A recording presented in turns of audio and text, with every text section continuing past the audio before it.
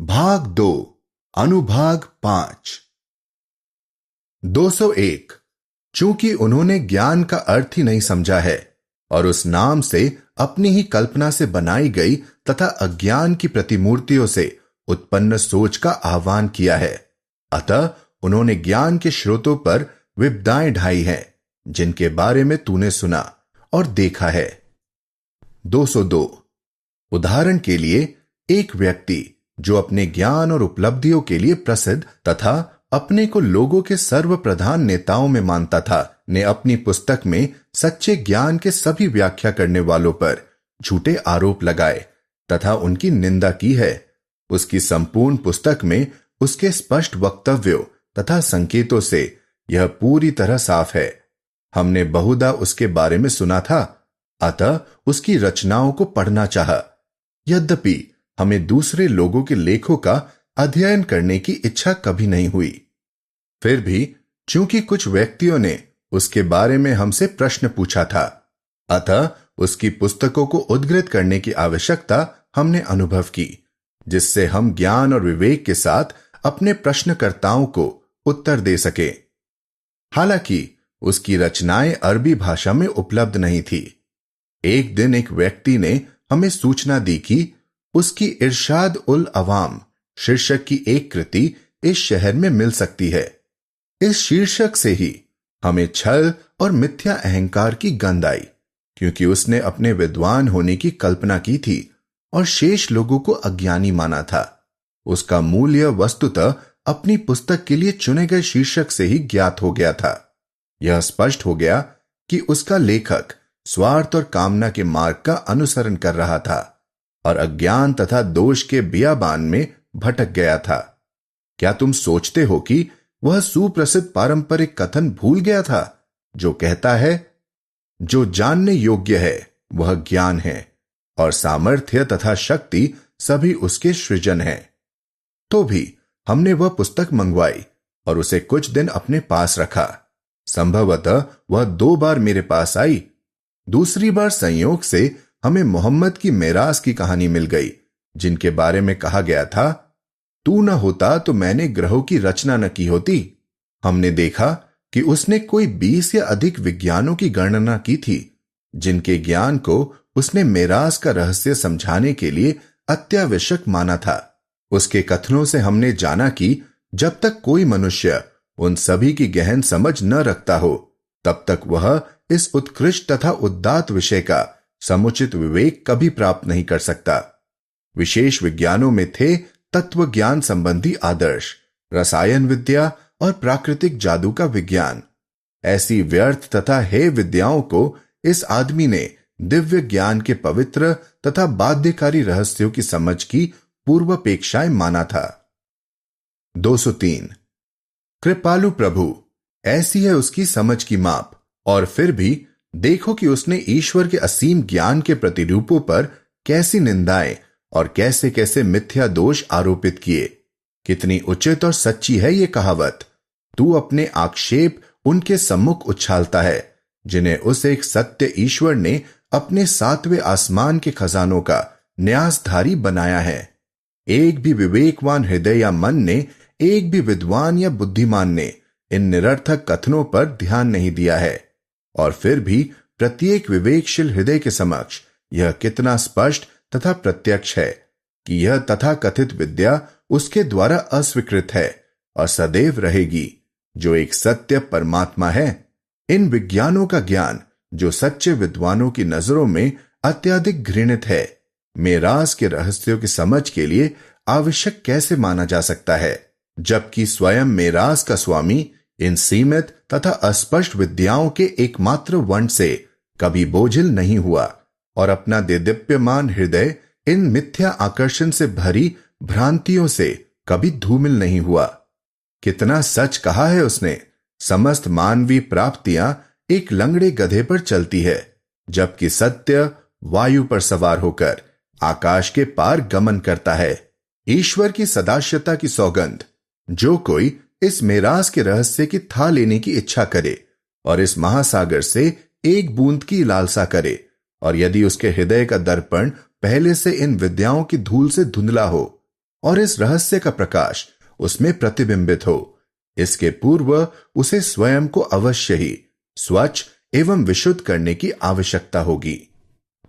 204।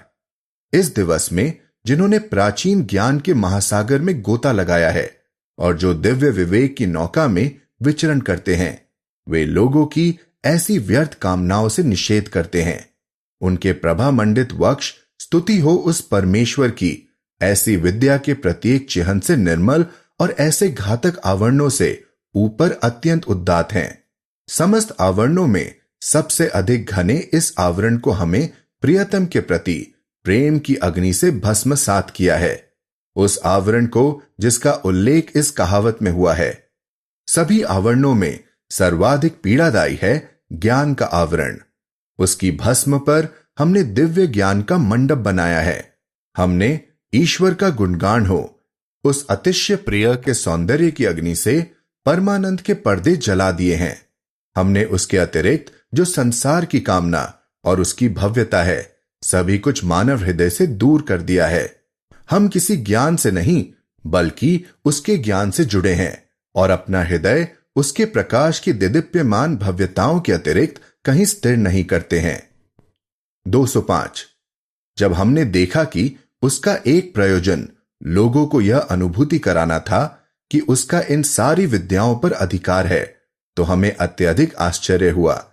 और फिर भी मैं ईश्वर की सौगंध लेकर कहता हूं कि दिव्य ज्ञान के चारागाहों से प्रवाहमान एक भी श्वास उसकी आत्मा पर कभी प्रवाहित नहीं हुई। उसने प्राचीन ज्ञान के एक भी रहस्य को कभी उद्घाटित नहीं किया।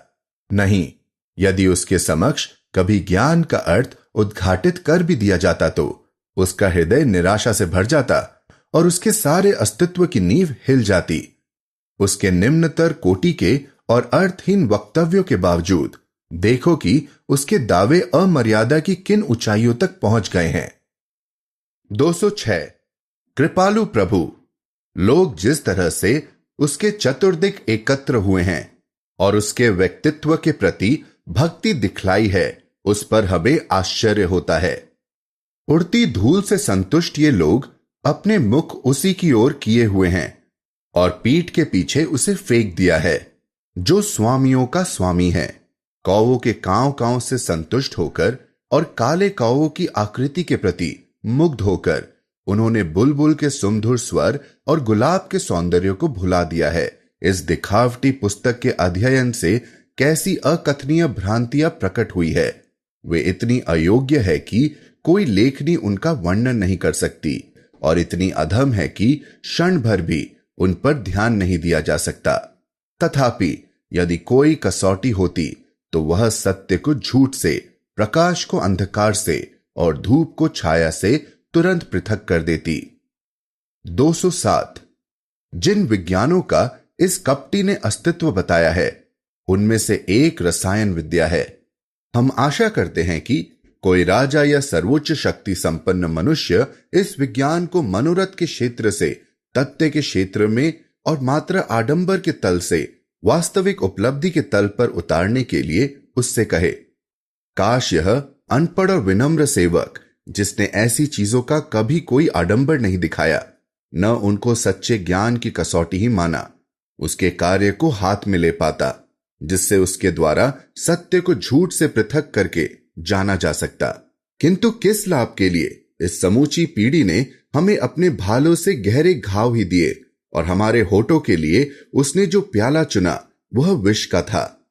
हमारी गर्दन पर अभी तक जंजीरों के निशान हैं और हमारे शरीर पर घोर क्रूरता के साक्ष्य अंकित हैं।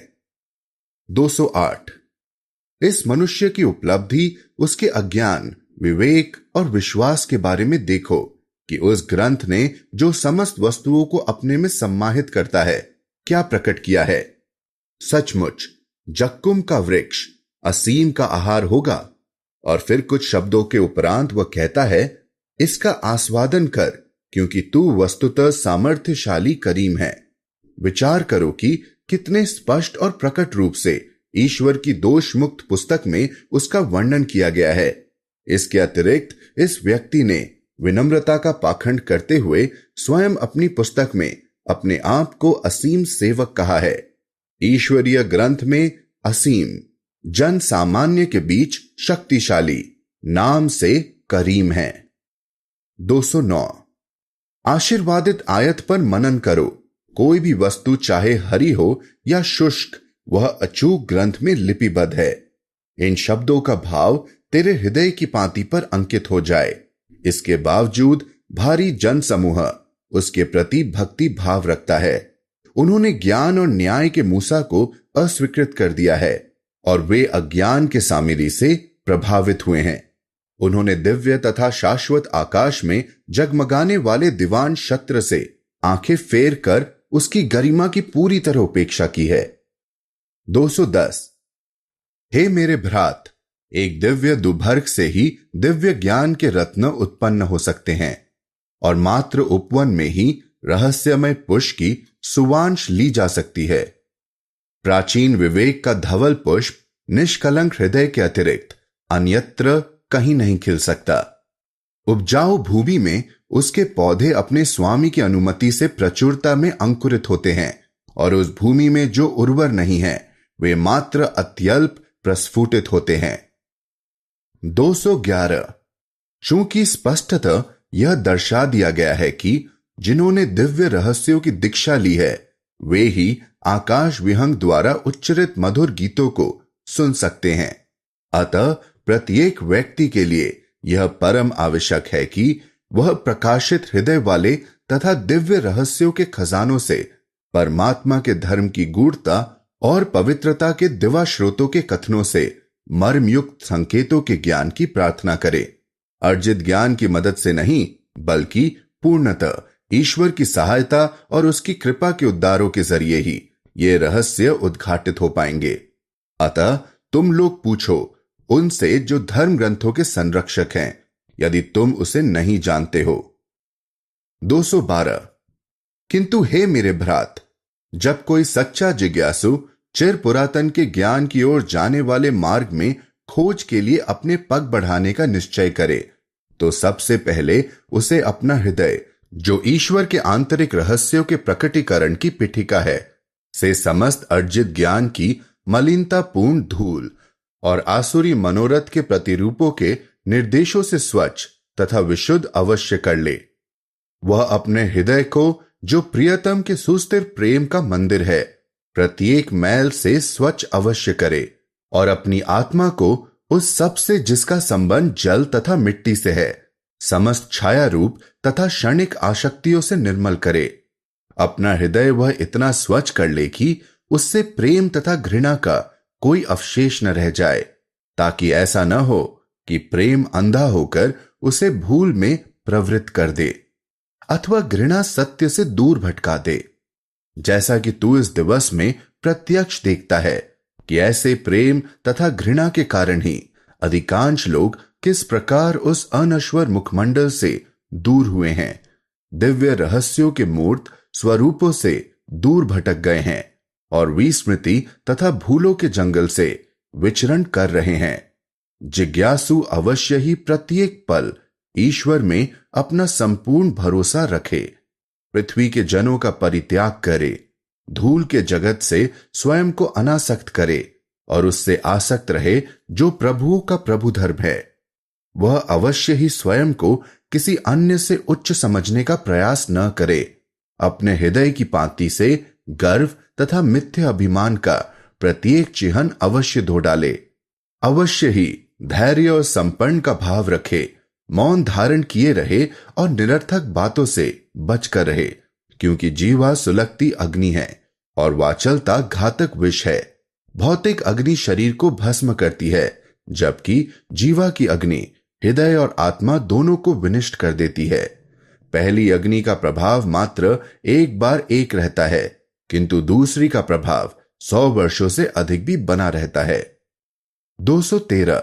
सच्चे जिज्ञासु को पीठ पीछे की गई निंदा को भी एक दुखद त्रुटि समझना चाहिए और इसके प्रभाव से अपने को अलग रखना चाहिए, क्योंकि पीठ पीछे निंदा से हृदय दीप बुझ जाता है और आत्मा का प्रकाश भी धुंधला पड़ जाता है।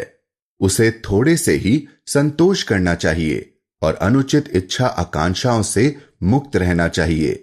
उसे सत्संग करना चाहिए तथा अभिमानी और सांसारिक लिप्सा के पुतलों की संगत से दूर रहना चाहिए। प्रत्येक प्रातः उसे प्रभु स्मरण करना चाहिए तथा हृदय की संपूर्ण आस्था के साथ प्रभु को प्राप्त करने का यत्न करना चाहिए।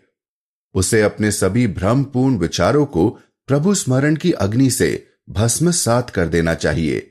उसे निर्धनों की सहायता करनी चाहिए। उसे पशुओं के प्रति दया भाव रखना चाहिए।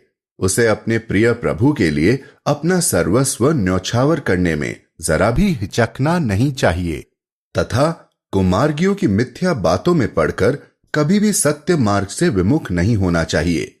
दूसरों के साथ उसे वैसा व्यवहार नहीं करना चाहिए जो वह स्वयं अपने साथ किया जाना पसंद न करता हो। उसे ऐसा वायदा नहीं करना चाहिए जिसे वह पूरा न कर सकता हो। उसे पाप कर्म करने वालों से दूर रहना चाहिए और उनके पापों के क्षमादान हेतु प्रार्थना करनी चाहिए तथा उनकी दयनीय दशा के कारण उनसे घृणा नहीं करनी चाहिए, क्योंकि कोई नहीं जानता कि स्वयं उसकी अपनी अवस्था क्या होगी। अनेक पापियों ने अपने अंतिम समय में प्रभु पर संपूर्ण भरोसा किया और उसके अनंत अमृत का पान कर देवलोक को प्राप्त हुआ। और कितनी बार ऐसा हुआ कि एक परम भक्त अपने देह विसर्जन के समय अपनी आस्था से फिसल गया और नरकाग्नि का ग्रास बना। इन तर्क संगत और शक्ति संपन्न वचनों से अवगत कराने का हमारा उद्देश्य जिज्ञासु को यह बताना है कि उसे प्रभु के अतिरिक्त अन्य सभी कुछ को क्षण भंगुर मानकर उस प्रभु में अपना ध्यान लगाना चाहिए जो संपूर्ण श्रद्धा का पात्र है। 214 उच्च विचार वालों के ये गुण हैं और आध्यात्मिक रुझान के प्रमाण चिन्ह हैं। वैसे पथिकों के लिए जो सकारात्मक ज्ञान के पथ पर चलते हैं, आवश्यक गुणों की चर्चा करते हुए इनके विषय में लिखा जा चुका है। जब कोई अनासक्त पथिक और समर्पित जिज्ञासु इन शर्तों को पूरा कर लेता है, तभी उसे एक सच्चा जिज्ञासु कहा जा सकता है। जो कोई भी मुझे पाने के प्रयास करता है और जब कभी भी वह इन शब्दों में अंतर्निहित शर्तों को पूरा करता है, तब ही वह इस आशीर्वाद से विभूषित किया जाता है। अपने पथ पर अवश्य ही हम उसका मार्गदर्शन करेंगे।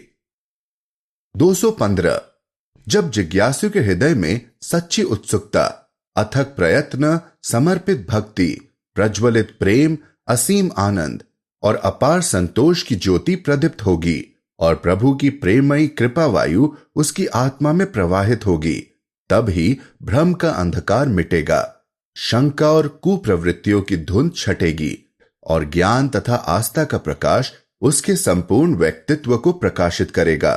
उस समय परमात्मा का शुभ संदेश लेकर रहस्यमय दूत प्रभु के नगर से शुभ प्रभात की भांति उदित होगा और ज्ञान की तुरही से अज्ञानता के अंधकार में सोए हुए हृदय और आत्मा को जगाएगा। तब प्रभु की कृपा तथा प्रेम जिज्ञासु को वह नव जीवन प्रदान करेगा कि वह स्वयं को नव नेत्र, नव कर्ण, नव हृदय और नव मस्तिष्क से विभूषित पाएगा। वह विश्व के अवतार के चिन्हों को समझ पाएगा और तभी आत्मा के गुप्त रहस्यों के प्रति ध्यान मग्न हो सकेगा। प्रभु पद दृष्टि से वह प्रत्येक अणु में अनंत आस्था के उच्च मापदंडों की ओर ले जाने वाले द्वार के दर्शन करेगा। तब वह सभी वस्तुओं में दिव्य प्रकटीकरण के रहस्यों और अनंत प्रकटीकरण के प्रमाणों को प्राप्त कर पाएगा। 216 मैं ईश्वर की सौगंध खाकर कहता हूं, अगर वह जो मार्गदर्शन के पथ पर चलता है और इस महिमा मंडित उच्च स्थान को पाने के लिए न्याय की ऊंचाइयों को पाने की कामना रखता है, तो वह सुदूर लोक से आती ईश्वर की सुरभि से सुवासित होगा और सभी वस्तुओं के दिवा बसंत से ऊपर उठकर दिव्य मार्गदर्शन की सुनहरी सुबह के दर्शन करता है। तब उसे प्रत्येक वस्तु, चाहे वह कितनी भी सूक्ष्म क्यों न हो, प्रकटीकरण के रूप में दिखेगी, जो उसे उसके प्रियतम, उसकी खोज के लक्ष्य की ओर ले जाएगी। उस जिज्ञासु का विवेक इतना गहन होगा कि वह सच और झूठ के बीच विभेद कर पाएगा, जिस प्रकार वह सूर्य और उसकी छाया के अंतर को समझ पाता है। अगर पूर्व के सुदूर क्षेत्र में भी प्रभु की सुरभि बह रही होगी, तो वह पश्चिम के सुदूर क्षेत्र में रहकर भी उसकी अनुभूति कर पाएगा। इसी प्रकार वह ईश्वर के सभी चिन्हों को स्पष्ट रूप से समझ पाएगा। ईश्वर की अद्भुत वाणी, उसके महान कार्य, उसकी शक्तिशाली प्राप्तियों का अंतर मनुष्य के कथन और कर्मों से स्थापित कर पाएगा। जिस प्रकार जौहरी रत्नों और पत्थर के बीच के अंतर को और मनुष्य वसंत और पतझड़, तपन और शीत के अंतर को समझ पाता है, तब मनुष्य की आत्मा से समस्त सांसारिक मोह माया की भ्रांतियां मिट जाएगी। तब वह अपने प्रियतम के उच्च वास को दूर से ही अनुभव कर लेगा और उसकी सुरभि से आकर्षित हो आस्था के नगर में प्रवेश करेगा। वहां वह उसके अनादि ज्ञान के रहस्यों को देखेगा।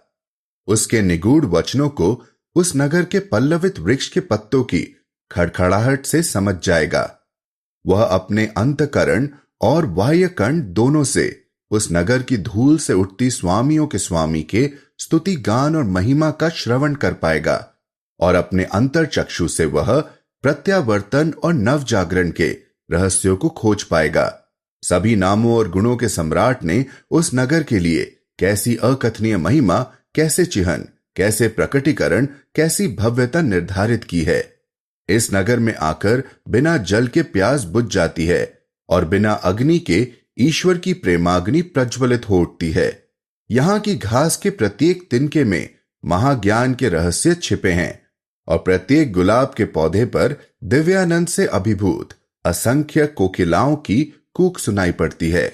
इसके अद्भुत कंद, पुष्प उस अनंत प्रज्वलित झाड़ी के रहस्य बतलाते हैं और इसकी मंद सुरभि के पावन उच्चवास मसीही आत्मा की अनुभूति कराते हैं। स्वर्ग के बिना भी यह अपार संपदा प्रदान करता है और मृत्यु विहीन अनश्वरता प्रदान करता है। इसकी पाती पाती में असीम आनंद भरा है और प्रत्येक प्रकोष्ठ में अनंत रहस्य छिपे पड़े हैं।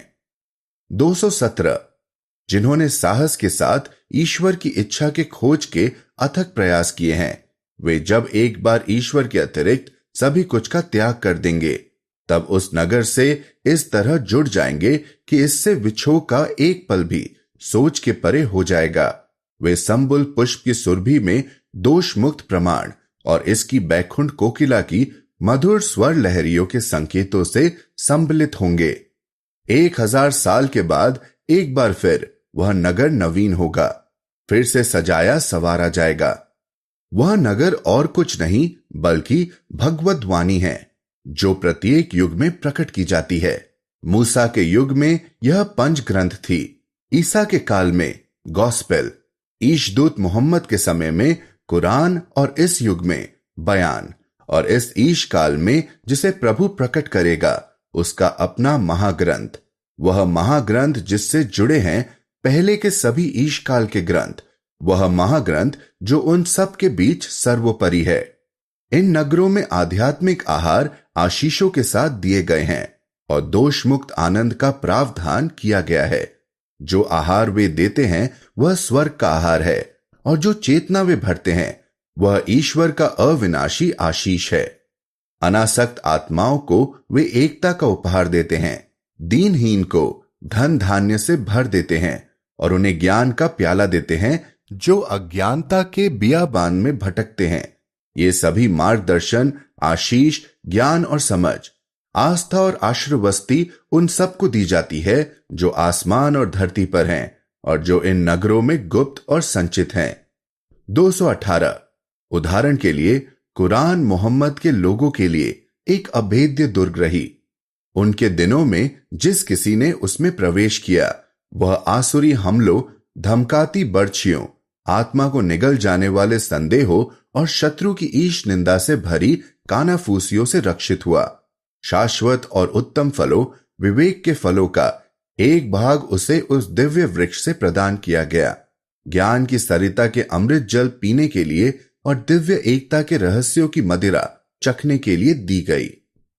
219 जिन सारी चीजों की अपेक्षा लोगों ने मोहम्मद के प्रकटीकरण और उनके नियमों के संबंध में की थी, उन्हें देदीप्यमान भव्यता के उस रिजवान में प्रकट और प्रत्यक्ष पाया जाना था। वह ग्रंथ मोहम्मद के बाद अपने लोगों के लिए एक स्थायी साक्ष्य निर्मित करता है, क्योंकि उसके आदेश निर्विवाद हैं और उसके वचन अचूक हैं। सभी को वर्ष 60 तक उसके नियमों के पालन की आज्ञा दी गई, जो ईश्वर के अद्भुत प्राकट्य के अवतरण का वर्ष है। वह ग्रंथ ऐसा ग्रंथ है जो जिज्ञासु को दिव्य उपस्थिति के रिजवान की ओर ले जाता है, और जिस किसी ने अपने देश को त्याग कर एक जिज्ञासु के मार्ग का अनुसरण किया है, उसको वह सदा स्थायी पुनर्मिलन के मंडप में प्रवेश कराता है। उसका मार्गदर्शन कभी चूक नहीं कर सकता। उसके साक्ष्य से बढ़कर कोई अन्य साक्ष्य नहीं हो सकता। दूसरे सारे पारंपरिक कथन, अन्य सभी पुस्तकें तथा अभिलेख ऐसी विशिष्टता से रहित हैं, क्योंकि पारंपरिक कथन तथा जिन्होंने उनको कहा है, दोनों उस ग्रंथ के मूल पाठ द्वारा पूर्णतया संपुष्ट तथा सिद्ध है। इसके अतिरिक्त पारंपरिक कथनों में स्वतः अत्यधिक भिन्नता है और अनेक प्रकार की अस्पष्टताएं हैं। 220 स्वयं मोहम्मद ने अपने ध्याय का अंत निकट आने पर ये शब्द कहे, सत्यतः मैं तुम्हारे बीच अपने युगल और प्रभावशाली साक्ष्य को छोड़ता हूं, ईश्वर का ग्रंथ और अपना परिवार। ईश दूतों के प्रकटीकरण के उद्गम और दिव्य मार्गदर्शन की अतल गहराइयों में यद्यपि अनेक पारंपरिक कथन प्रकट हुए हैं, फिर भी उन्होंने केवल उसी ग्रंथ का उल्लेख किया है। उसके जरिए उसे ही खोजियों के लिए सबसे सामर्थ्यशाली उपकरण और साक्ष्य के रूप में पुनरुज्जीवन दिवस तक के लिए लोगों का एक मार्गदर्शक नियुक्त किया है। 221 ईश्वर ने जो कुछ अपने ग्रंथ में लोगों के मार्गदर्शन के साक्ष्य रूप में स्थापित किया है, उस पर ध्यान देकर अटल दृष्टि, विशुद्ध हृदय तथा निर्मल भावना से विचार करो, जिसे उच्च तथा निम्न दोनों तरह के लोगों द्वारा प्रमाणिक माना जाता है। इस साक्ष्य से हम दोनों और संसार की समस्त मानव जाति भी अवश्य जुड़े, जिससे उसके प्रकाश के माध्यम से हम सत्य और असत्य, मार्गदर्शन तथा भटकाव की ओर जाने और उनके बीच के अंतर को समझ सके। चूंकि मोहम्मद ने अपने साक्ष्य अपने ग्रंथ तथा अपने परिवार तक ही सीमित किए हैं, और जबकि परिवार अब नहीं है, तब सिर्फ रह जाता है उनके साक्ष्य के रूप में मात्र उनका ग्रंथ। 222 अपने ग्रंथ के आरंभ में वह कहता है, अलिफ लाम मीम। इस ग्रंथ के बारे में कोई संदेह नहीं है, वह ईश्वर का भय रखने वाले लोगों के लिए एक मार्गदर्शन है। कुरान के असंबद्ध अक्षरों में दिव्य सार के रहस्य अंतर्निहित है, और उनकी सीपियों में उसकी एकता के मोती छिपे हैं। स्थानाभाव से हम इस समय उनका वर्णन नहीं कर रहे हैं। बाह्य रूप से वे मोहम्मद को ही संकेतित करते हैं, जिन्हें परमात्मा यह कहकर संबोधित करता है, हे मोहम्मद, इस ग्रंथ के बारे में जिसे दिव्य एकता के गगन से अवतरित किया गया है, कोई संदेह या अनिश्चितता नहीं है। इसमें उनके लिए मार्गदर्शन है जो ईश्वर से भय करते हैं। विचार करो कैसे उन्होंने उन सब के लिए जो आकाश में तथा पृथ्वी पर हैं, मार्गदर्शन के रूप में इसी ग्रंथ कुरान को नियुक्त तथा आज्ञापित किया है। दिव्य अस्तित्व और अज्ञेय सार हेतु उन्होंने स्वयं साक्ष्य दिया है कि सारे संशय तथा अनिश्चितता से परे यह ग्रंथ पुनरुज्जीवन दिवस न आने तक समस्त मानव जाति का मार्गदर्शक है। और अब हम पूछते हैं कि इस अत्यंत अति विशेष साक्ष्य को वह दिव्य उद्गम जिसकी परमात्मा ने घोषणा की है और उसे मूर्तिमंत सत्य उद्घोषित किया है, संदेह और अविश्वास से देखना क्या इन लोगों के लिए उचित है? इस चीज से विमुख होना क्या इनके लिए उचित है जिसे उसने ज्ञान के सर्वोन्नत शिखरों की प्राप्ति और उस ग्रंथ के अतिरिक्त अन्य किसी की तलाश न करने के लिए मार्गदर्शन का सर्वोच्च उपकरण नियुक्त किया है? मनुष्यों के असंगत और मूर्खतापूर्ण कथनों को वे उनके मनों में अविश्वास के बीज कैसे बोने दे सकते हैं? और अब वे ऐसे व्यर्थ विवाद कैसे करते रह सकते हैं कि किसी व्यक्ति ने ऐसा या वैसा कहा है अथवा कहीं कुछ हुआ ही नहीं? यदि कोई वस्तु ईश्वर के ग्रंथ के अतिरिक्त विचारणीय होती जो एक अधिक शक्तिशाली साधन और मानव जाति के लिए अधिक निश्चित मार्गदर्शन सिद्ध हो सकती, तो क्या वह उसे आयत में प्रकट करने से रह जाते? 223 उपयुक्त आयत में प्रकट ईश्वर की अप्रतिरोध्य आज्ञा तथा सुस्थिर इच्छा से अलग न होना हमारे लिए अपरिहार्य है। हम पवित्र तथा अद्भुत धर्म ग्रंथों को स्वीकारें, क्योंकि ऐसा न करके हम इस आशीर्वादित वचन के सत्य को स्वीकार नहीं कर पाए हैं।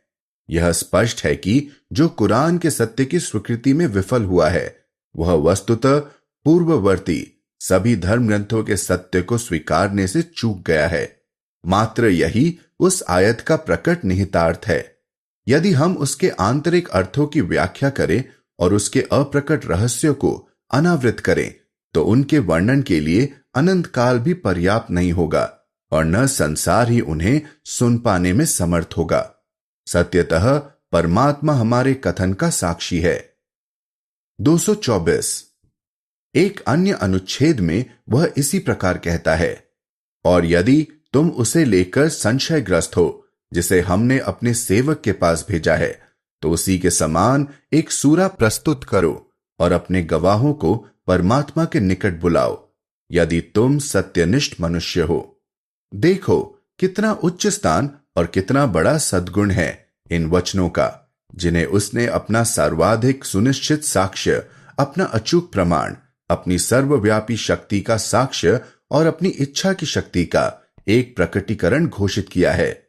उसने, उस दिव्य सम्राट ने सभी वस्तुओं पर अपने ग्रंथ की आयतों की निर्विवाद परमोचता घोषित की है, जो उसके सत्य को प्रमाणित करती है, क्योंकि अन्य प्रमाणों तथा प्रतीकों से तुलना करने पर दिव्यतः प्रमाणित शब्द सूर्य की भांति चमकते हैं, जबकि अन्य सभी तारों जैसी हैं। संसार के मनुष्यों के लिए वे स्थायी साक्ष्य, निर्विवाद प्रमाण और उस आदर्श सम्राट का जगमगाता प्रकाश है। उनकी उत्कृष्टता अनूठी है। उनके सद्गुणों का पार कोई भी नहीं पा सकता। वे दिव्य मोतियों का खजाना और दिव्य रहस्यों का भंडार है। वे सर्वदा बाध्यकारी बंधन, सुदृढ़ डोर, ऊर्वतल बुस्का, कभी न बुझने वाली अग्नि की संरचना करते हैं। दिव्य ज्ञान सरिता उनसे प्रवाहित होती है और उसकी प्राचीन तथा सर्वप्रज्ञ की अग्नि उसके जरिए प्रभासित होती है।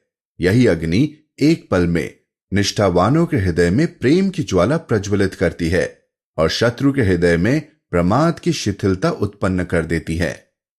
225 हे मित्र, ईश्वर की आज्ञा को टाल नहीं देना, बल्कि अपने दिव्य साक्ष्य के रूप में उसने जो निर्दिष्ट किया है उसे स्वीकारना और उसके अधीन रहना ही योग्य है। इस उत्पीड़ित आत्मा के लिए यह स्थान इतना अधिक सार्वगर्भित है कि उसे प्रदर्शित तथा उसकी व्याख्या नहीं की जा सकती। परमात्मा सत्य बोलता है और मार्ग दिखलाता है। सत्य ही वह अपने समस्त लोगों से उच्च, सामर्थ्यशाली तथा उपकारी है।